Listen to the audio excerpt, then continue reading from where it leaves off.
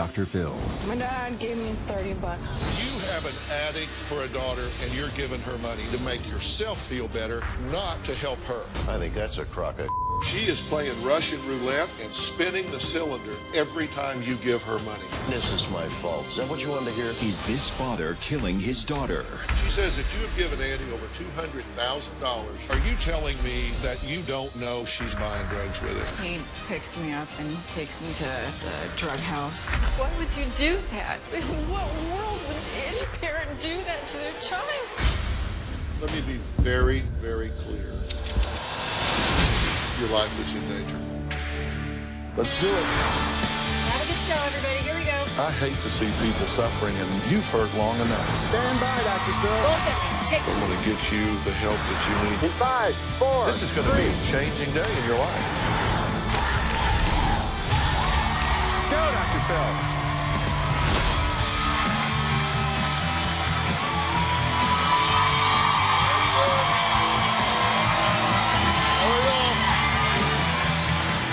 Guys, how are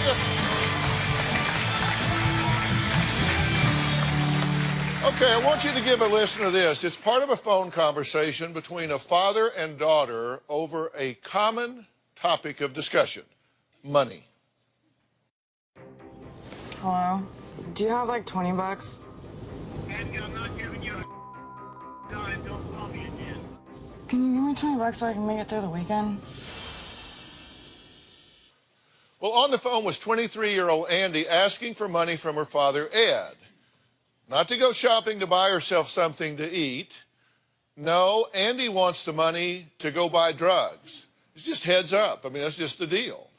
Yes, you heard right. Her own father gives her money for drugs. Now, this is according to Andy's mother. Her name is Pam. She claims ever since their divorce 8 years ago, Ed has spent over $200,000 keeping their daughter hooked on a habit that could eventually kill her. Take a look. My daughter's currently addicted to oxycodone, and my ex-husband has been sabotaging her recovery by financially supporting her drug habit.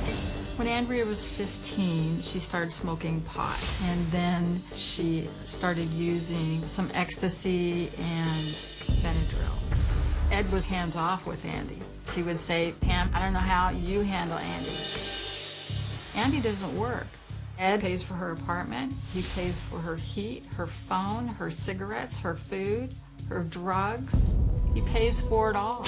Ed has spent about $200,000 for her to use on her drugs for the last 8 years. Andy has been in about 6 different rehabs since she was 15. I can't understand how a father can do that to their children. I can't understand how a father can hand their children over drug money all the time. What's going to happen someday if Andy overdoses on drugs? One of the first questions is going to be, where did the drugs come from and how did she get them? And Ed, her own father, is going to have to stand up and say, I'm the one that gave her the money and I'm the one that took her to get the drugs. What Ed is doing may ultimately kill Andy. Okay. Pam, what's your goal here today? My goal is to make this madness stop. This is psychotic behavior, and I've put forth every resource that I can over the last 8 years to help Andy. And every time I do set her up for success, I'm countered. I can always count on 1 or 2 things are going to happen. One is she's going to go back to drugs. The second thing that's going to happen is that when I inquire how she got the money to get the drugs, the answer is going to be that her father gave her the drug money, or he's taken her down to get the drugs. You're here to help Andy. You're not here to bash Ed. No, right? I'm not, but he is part of the problem. Well, absolutely. Well, I'll make my own judgments about that. I don't need you to tell me what the problem is. I got a very different view of it, I think, than you do. Okay. And parts of it I agree with you about. Okay. No question. Are you telling me that at one point when Andy was in rehab, that Ed actually physically took her drugs inside rehab? It was her brother that did that. Ed took her brother to her while in rehab and the brother brought pot to her. And you say he gives her money for drugs on a regular basis. On a regular, daily, ongoing basis. So you're telling me he knows she's going to take this money and go buy drugs. Absolutely. And he counts it out and gives it to her anyway. Absolutely. Just here's your drug money. Absolutely. Have there been occasions where he has actually purchased the drugs for her? He takes her to get the drugs. Taking her specifically to the drug house. Matter of fact, he called me a couple weeks ago, and he's flipping out saying, Pam, Andy wanted some more money, and she's flipping out. He said, I had to take her down to get some Suboxone. Well, what that means is that he's taken her to a drug house, handed her the money, opened up the car door, let her get out and get the drugs and come back in. That's what that means. Well, this just sounds unbelievable, right? You said there's no way this could be happening. So here's what Pam's ex-husband, Ed, has to say for himself. Andrea is the daughter from hell. Andrea has stolen from me watches, rings, cameras, guns. Andrea stole my shoes. I'm sure the money went to drugs. Andrea's a hardcore addict. She will come to my work, she will pester me, and she wants money. I have got 64 calls from her in 17 minutes. Now, if that doesn't work, then all hell breaks loose. If I don't agree with her, then it's one of these, well, then you. I give my daughter $3,000 to $5,000 a month for all expenses. She may be taking my money and buying OxyContin. My ex-wife is the exact opposite of me. She will give her nothing. I hate my ex-wife. Her mother abandons Andrea. It's been this way for years. I give her money because I know what's going to happen if I do not do it. She's either going to die of an overdose or she will probably end up with a pimp. If I walk away from her, she has no one. Yeah, I'm an enabler. I think there's a hell of a difference between being an enabler and a caring enabler. Damn right I care. That's all I got. Okay. Ed, I'm glad you're here because we need to talk. I asked Pam what's her goal for being here today. What's yours? To help my daughter. Are you part of the problem? To a point, yes, I am part of the problem. I've got a very fast, very loud temper, and I absolutely do not know how to tell that girl no. So, however, that's a bunch of I have never, ever taken and given my daughter money for her to buy drugs with knowingly. You I told can't me believe you didn't yourself say on the that. phone. You told me. Suboxone. What is Suboxone? Does she have a prescription for Suboxone? You know what Suboxone is? I do. Does she have a prescription for Suboxone? Is she getting it under medical care? Is she getting it off the streets? You took her to a drug house to get it. Don't You would say. rather that she would go through those physical withdrawals? I'd rather she be in rehab and you leave her alone. My God, how many rehabs have we put her in? 8? What happened to your eye, by the way?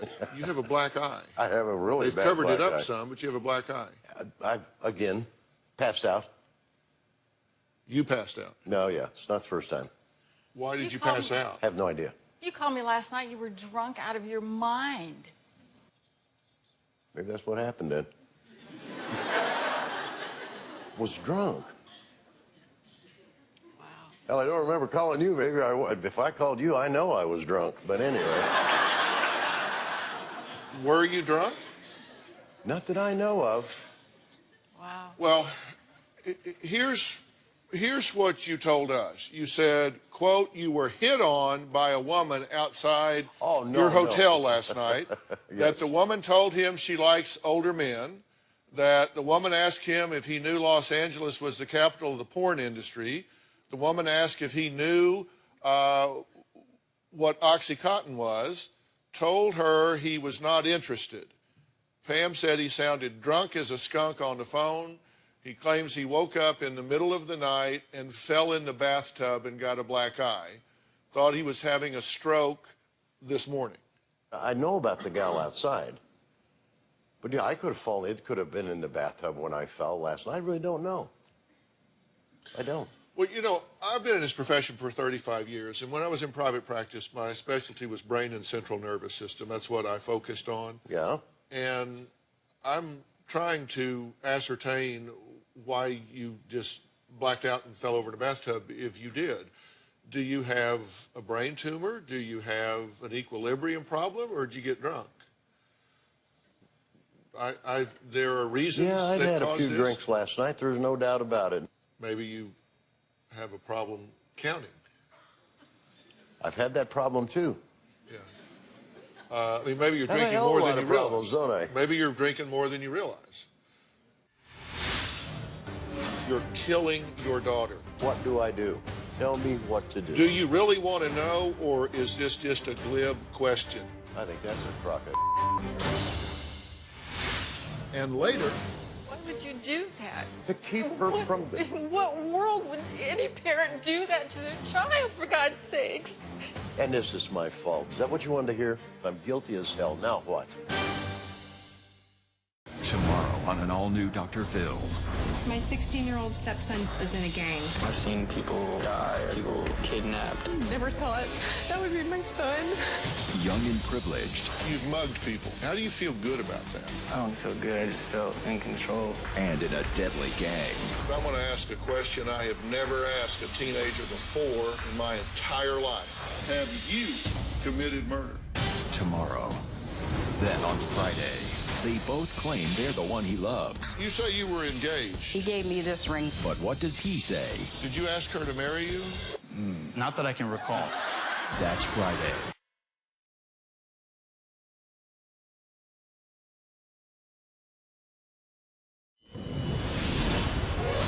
I have a very fast, very loud temper. And I mean, it can go from 0 to 120 miles an hour in 2 seconds with Andrea. And I will, don't go there with me, you know what's gonna happen. I actually stopped the car one time and turned and looked at her and doubled up my fist, and I said, what I wouldn't give for you to be a guy I would bash your face in. She says that you have given Andy over $200,000 for drugs.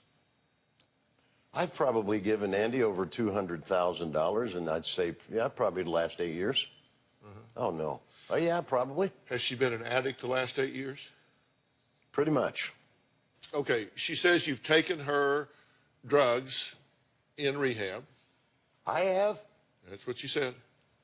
The brother. I never. You took her brother who had drugs? Yes. Okay, I took you her brother said you to see her took. once in rehab, yes. Did he take drugs to her? I found out later, I think he took her marijuana. I think he did, and Andy wouldn't take it. That would be yes. Told Andy that you were dying of cancer. Did you tell you were dying of cancer? I was dying of Cancer. Who told her that? You. No. Many times for the last several years, even before we got divorced, he said the doctor found black spots all over my lungs, and I'm dying of cancer. He said, and I'm dying of, not I'm going to. I am We dying were of talking cancer. about smoking. That's how this stuff gets turned. Histoplasmosis, the lungs, the cobwebbing of the lungs. I have 7 different spots on there. If I don't quit smoking, that can develop into cancer, blah, blah, blah. That was the You know how many conversation. times you've been dying? Okay. Well, I think if you had lung cancer, I'd long gone been dead, don't you? I would think so. That's what I was thinking, too. Well, that's good news. My I'm question pretty is, happy to hear it, actually. my question is, did you tell her that you were dying of cancer? No. Okay. Have you bought her 3 cars, a Saturn, a Mitsubishi Eclipse, and a Cadillac Escalade over the last few years? Well, yeah, PT Cruise and a Honda, too. Okay, so 5 cars. Okay, once Andy... No, 7, but go ahead. All right, 7 cars. Once Andy gets clean in rehab, you still give her money when she gets out. She gets out and course I asks you do. for money, you give it to her, okay? And you pay her rent and all of her bills. That's correct. Okay, now, listen. I understand what you said at the end of your tape piece. You said, yes, I'm an enabler, and I am a caring enabler. Let's play that again. I want you to hear this. And a caring enabler. Damn right I care. That's all I got. You said, I'm a caring enabler. Mm-hmm. Damn right I care. It's all I've got. That's correct. All right. So you agree that you are an enabler? Absolutely. You've got a daughter that's been an addict for 8 years. You've been giving her money for 8 years. In your wife's estimation, about $200,000. You pay her rent, provide her cars, give her cash.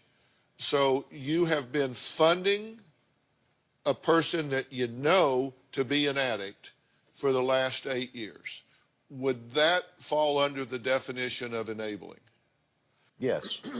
So, and your point is you give her the money because the alternative, in your view, is that she either get terribly sick from withdrawals or she starts stealing or selling her body or doing horrible things with horrible people in order to do the same thing that she does if you give her the money, and that's the lesser of the two evils.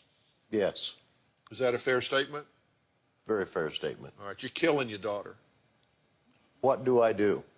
Tell me what to do. Do you really want to know, or is this just a glib question? You're killing your daughter. There are alternatives, and I will tell you what they are, and I will help you with that if you really want to know. But we have to understand, you're giving her that money to make yourself feel better, not to help her.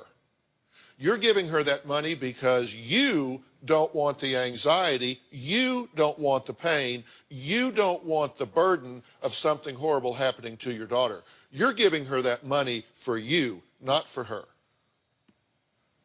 I think that's a crock of but I'll go along with it. All right, tell me why. Listen, if what I tell you won't withstand challenge, then we'll throw it out. But if you want to debate me on that, I'm easy to find right here. So why is that a crock of Okay, and I'll be blunt about it. I have one parent that totally turns her back, walks away, doesn't have anything to do with the children. Hannah, I did the best that I could. No, you didn't.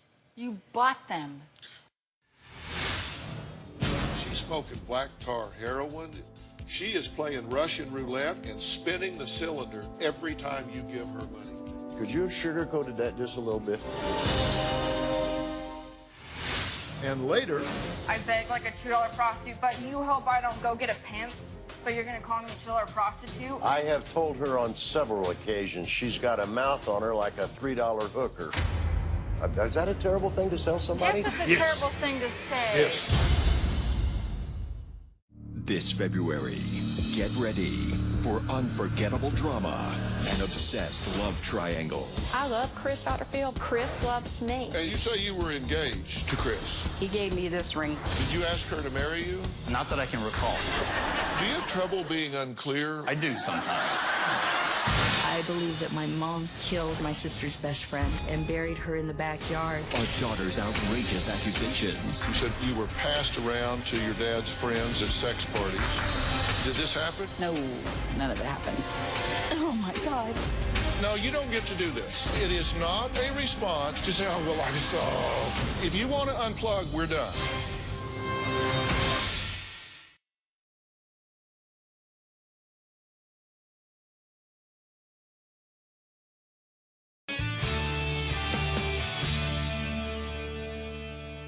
Let me give the inventory for Pam that you gave to us. Here's what he says, that you have criticized Andy all your life, that you frequently criticize her, that you claimed chronic fatigue in order to avoid caring for her as a child, and therefore there was not a connection. Fatigue syndrome. That you lacked mothering instincts, you never even hugged the children, you put her in daycare at 3 weeks old, that you didn't care whether she was cold, sick, or hungry. If she was on drugs, she's out. She's gone. Wants to be the center of attention above Andy, and that Andy had to live with her boyfriend when Pam wouldn't let her come home. She says you are he says you are condescending, that you kick Andy out unless she does things your way, and that you're jealous of her good looks and won't let her even use your hairstylist. How much of that did I cover correctly? You know, Did you or did you not just tell her be when she quiet for got a minute. out of the last rehab? This opportunity she had 9 months. is for Andy, and you want to dishonor this opportunity by a bunch of lies like that. I should have expected it to be typical. It was absolutely typical for you. Did you not tell her when she got out of the last rehab that you have wanted nothing to do with her for 9 months? Hell, why? Why? Do you dispute everything up there? I dispute everything up there. Gotcha. With the exception. Wait, hang on. With the exception. I just want y'all to spend your time the way, when it's over, okay. I don't want you walking out here saying, well, we got nothing out of that. Because you sat here bickering back and forth about a bunch of petty stuff. If that's how you want to spend your time, have at it. But do not complain to me at the end of this conversation when you're no further than you are right now. I want to address one thing. Have please, it. just one thing. And that is the fact that I've always set a standard for the kids. And my policy has always been, if you're using, you're not welcome. If you're not using, you're welcome. Or if you're at that point to where you want to get some help, you're welcome. So that's what the shutting the door is all about, is my setting boundaries. I'm done. Okay. I wonder why we're divorced, don't you? Thank God. It's amazing. No, I don't wonder why you're divorced, and I don't wonder why your daughter's an addict. What I wonder is, I told you that you are doing what you're doing to make yourself feel better, not to help your daughter. In fact, you're killing your daughter. And you smugly said, well, that's a crock of So you tell me why I'm wrong. I'm not so damn sure I can tell you that you're wrong. This is going to sound exceptionally stupid. I suppose I never looked at it like that. All I want you to do is tell me what to do. How can I help my daughter? That's all I need. What? You could be, yeah, you're right. Is that what you wanted me to tell you? You're right. Yes, I'm an enabler. Well, no, I don't want you to tell me what I want to hear, and I don't need you to tell me that you're an enabler, because I know that.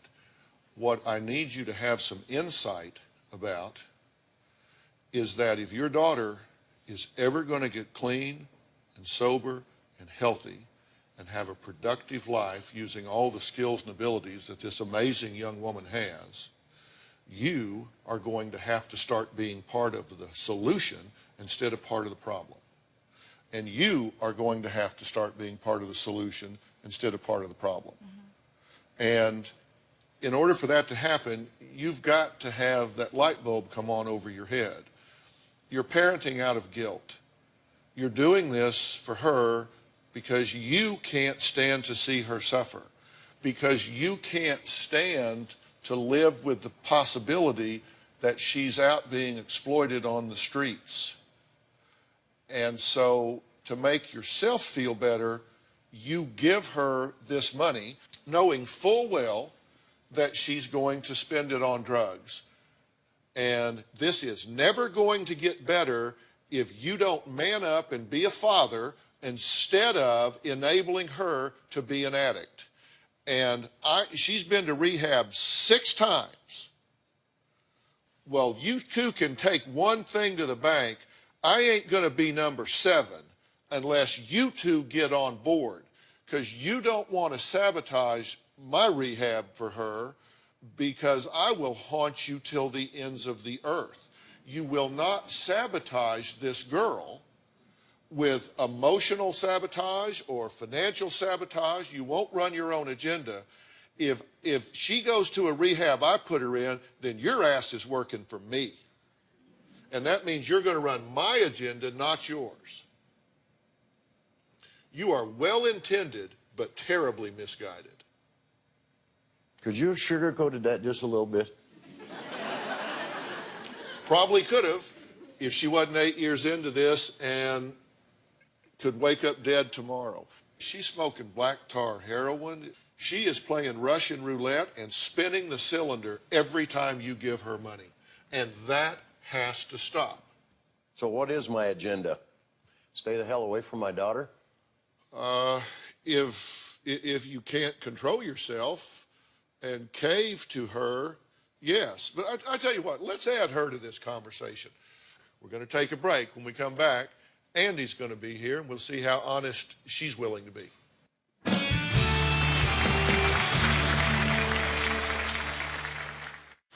I'm gonna go get this money and then go see my guy and get a hat from him. My dad gave me $30. Ouch. It burns my throat.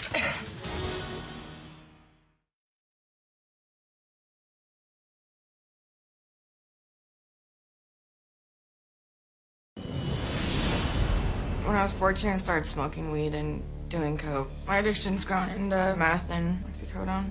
I smoke the pills. My mom and dad are definitely different. My mom does tough love, where my dad just enables me. My dad gives me money and I'll tell him it's for groceries or a drug test or something, but when he comes and gives me the money, he takes me to the drug house. He looks the other way, tries to pretend that that's not what's really happening when it's obvious. It's like giving a kid candy and expecting him not to eat it. I feel like my dad's really emotionally abusive towards me. My dad's told me he's gonna bash my face in. He called me a chiller prostitute because I just keep calling his phone asking for money. I do have a daughter. My addiction just doesn't let me be a mom to her because I just can't get clean. I just don't want to keep using. I just want to get over this. All right, Andy. It's good to meet you. You're a drug addict, true? Yeah. And you're currently addicted. Yes. And you're currently using. Yeah. And are you high right now? No. You've been to rehab 6 times, and you're an active addict. So what's happening that you don't seem to be able to get this worked out? Honestly, I can get money when I come out. I try to stay clean, and then when I just have moments of weakness, I just stay weak. And where do you get the money? from my dad. You get the money from your dad. And you go directly from there to get the drugs and get high. Yeah, he picks me up and takes me there.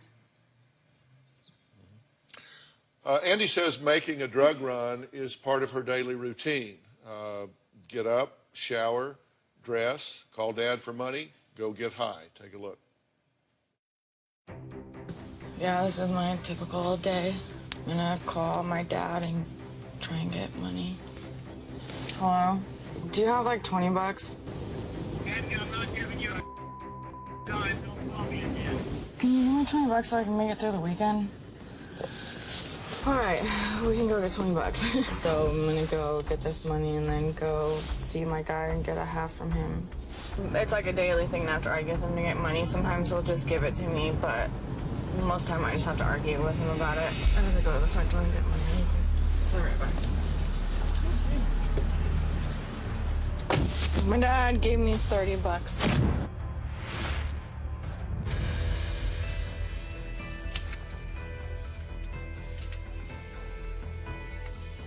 You feel a lot better halfway through it. I get slurry. Ouch. It burns my throat. Definitely feel better now. It's like a daily thing. I wish I could just wake up and feel normal. Have you ever seen her do that? She had a pill there, and she was lighting it from beneath. What is it? Oxy. Oxy. So she calls you, gets the money, goes from there, gets the drugs, smokes them, gets high, and then calls you again. A lot of times she will call me. I'll go pick her up, take her there, give her the money. She'll come back out and show me, am I correct? A strip. It's Suboxone strip or a generic Suboxone. What's that stuff for then if you're still using? Why would you do that? To keep her from... In what world would any parent do that to their child, for God's sakes? It's an antibiotic. It's not a Suboxone. Aren't those strips Suboxone? It's been the same thing every single time. Those pills I show you, it's an antibiotic. It's not Well, I am Suboxone. a idiot, aren't I? It wasn't that I handed her 200 grand and said, here, go screw up your life. Well, actually, kind of you did. Actually, I kind of did, didn't I? Yeah. Because this is just what you've told us. This is just for the last few months. In August, you made 2 ATM withdrawals. Ted gave her $100 for that. In September, you made 20 ATM withdrawals for $1,260. You gave her that. In October, 29 ATM withdrawals for $1,780. In November, 3 ATM withdrawals for $280.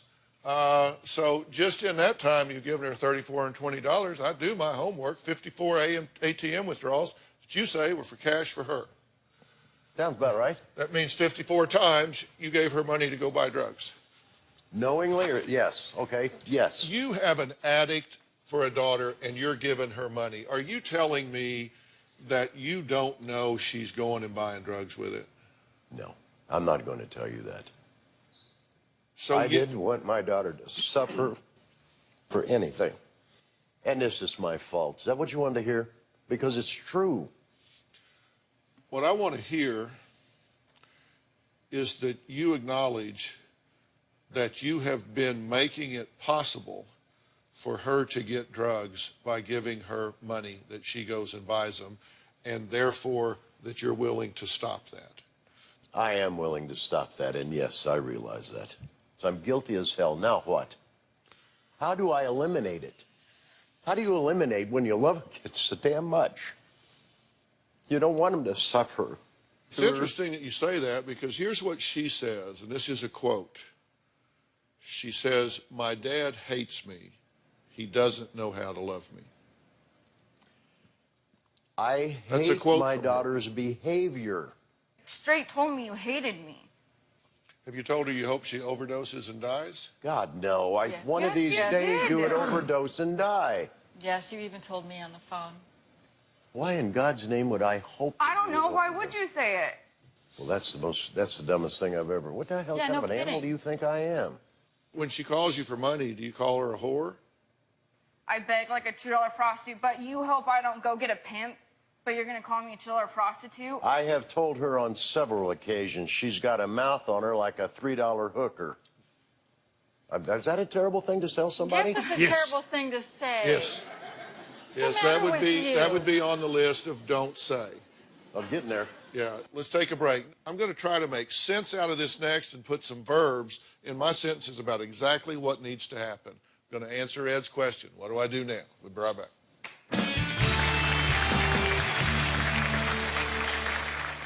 Tomorrow on an all-new Dr. Phil.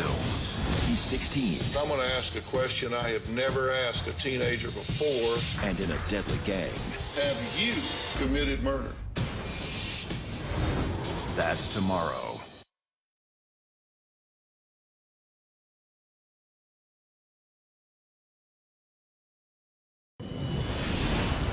Andrea and I had a scuffle. She flipped out and called me a bitch, and I swooped her legs out from underneath her, and I sat on top of her. You don't ever talk to me that way. She didn't expect that to happen, and I know she'll never call me a bitch again.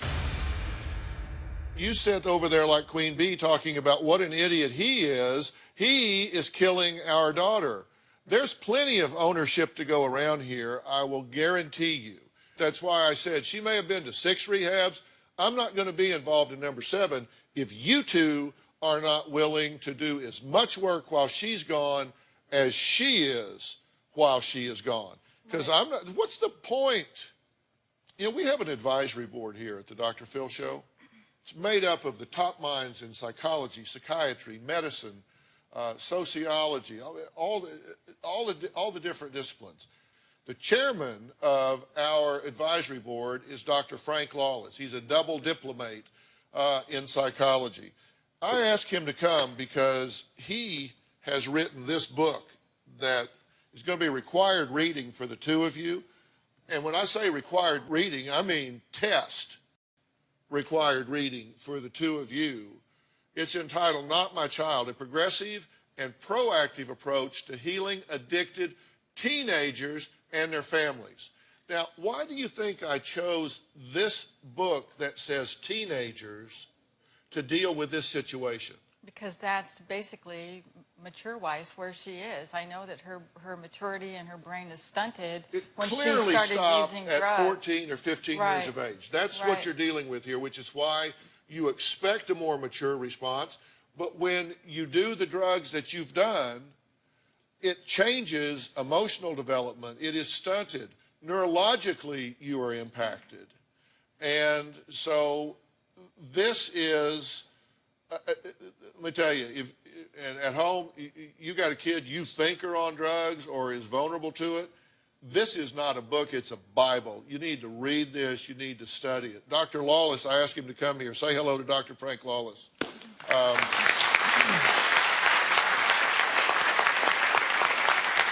Frank, you and I have been talking about this story, this situation with Ed and Pam and Andy for quite some time. We spent hours talking about this. What's in this book for these guys? What's your number one point that has to happen here for her to have a chance to stay alive? Well, my number one point, has already been brought up, is we have to stop enabling her. Your number 2 point is what? Well, they have to create coping skills on how to deal with each other in problem solving. And so they not only have to learn it, but they also have to model it within the whole family unit. Do you have a drinking problem, in your opinion? No. You say you pass out frequently. And No, just lately. In the last 3 months, and it's happened about 4 or 5 times. Here we go again, aren't we? Will you sugarcoat this one, please? All right, let me sugarcoat this. Oh, thank you. Ed, perhaps you should revisit that question, because if you are getting blackouts, and this one was on the heels of drinking, and I asked you about the last one, and you said it involved drinking, it sounds to me like you might be drinking to the point that you're blacking out. And if that's the case, you're in the same boat she is. I've never seen you not drink and not black out, ever. I don't think Say you that drink all the again? time. Every time you drink, you black out. You call me and you're just wasted. Because she's saying when you drink, you drink. Oh, yeah, there's no doubt about that. That's what I'm saying. Oh, no, on a serious, yes, I do. Yeah, I want to get away from my problem. Let me be very, very clear. You are a dangerous drug addict, and your life is in danger.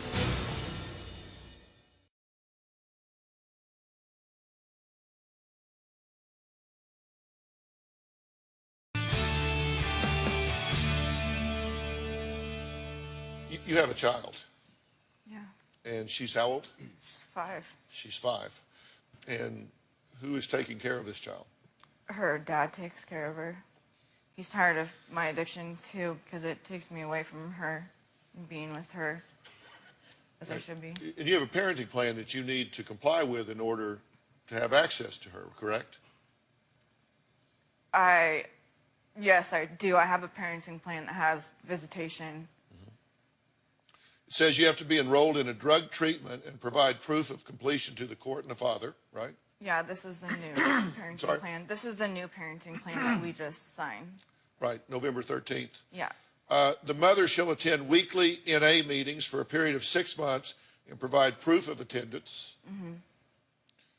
The mother shall submit to random drug test at least 3 times a month for a period of 6 months and sign a release to allow the testing facility to provide full reports to the father's attorney and, of course, to the court. Yeah. Yeah. And if you don't do this, then no access to the child. Yeah. Let me be very, very clear about my assessment of this situation. You are a dangerous drug addict, and if this doesn't get under control, your life is in danger. It's just that simple.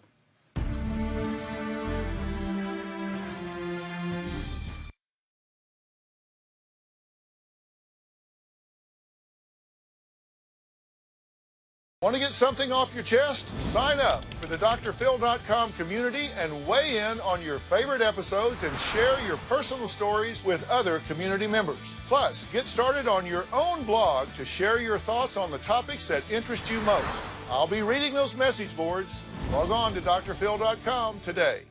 This is not an Andy problem. This is a family problem. And in order for this to get better, you have to make some major philosophical, behavioral changes in the way you relate to her. Do you agree with that? Yes. Do you agree you're going to have to do the same thing? Yeah. Okay, because I do have a plan here. Sitting next to Dr. Lawless is Ben Levinson. He's the founder and CEO of Origin Recovery Centers. And Origins is America's leading, in my opinion, dual diagnosis treatment center.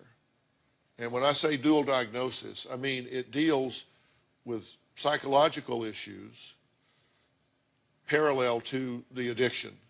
And I don't know whether she'll be gone for 90 days or 6 months or a year or what's going to happen, but I'll guarantee you that we work to criteria here. And we're going to have to do whatever has to be done. And are you willing to do this? Yeah. Ben, anything to add? Hi, Andy. Hi. I think we have one shot to save your life. And what I want to say, Dr. Phil, is when addiction's present in the family system, Andy, your family is a great example of how it absolutely remodels everybody's behavior in the system to ensure its own existence and meet everybody else's needs in really dysfunctional ways. So when we plop you out of a dysfunctional family system and work on you like you've been to treatment before, and we plug you back into that same system, of course you're going to default back to the way the system prefers you to be. We have to change the system. So we're going to put you and your parents, like Dr. Phil talked about, on separate treatment tracks. And until they've made some changes, you have to be really clear about whether you're willing to accept that kind of conduct in your life. You say you love her and you want the best for her. Are you willing to do the work you have to do while she's gone? Whatever it takes. Because it's going to take time. It's going to take you. Whatever it takes. Yeah. I believe you. I believe you mean that. I do mean it. And it's going to take some very much self-examination with you. And I think there's going to be some very candid conversations about your alcohol abuse. The book I talked about today, for those of you at home, is Not My Child. And it is going to be a real anchor and starting place for the two of you, along with a lot of other things. All right, we're done here for today. I want to thank you guys for being here. I also want to thank Ben Levinson, co-founder and CEO of Origins Recovery Center on South Padre Island. Really, Ben, thank you for all you do and for what you do for these people.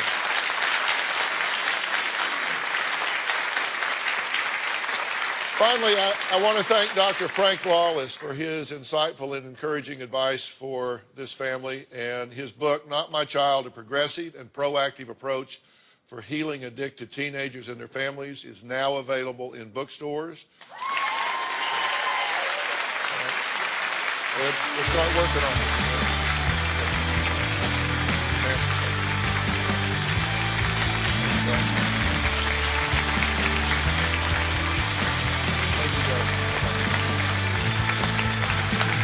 Thank you, guys. See y'all.